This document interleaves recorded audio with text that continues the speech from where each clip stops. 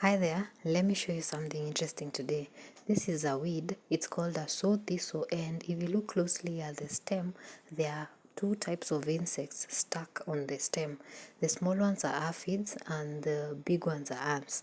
The brown aphids are sucking the plant sap, which is full of sugar, and since they can't use all that sugar, they excrete some of it, and that's why the ants are there, so that they can drink off the excess sugar, and also they guard the aphids from predators because they are actually feeding off the aphids. How interesting!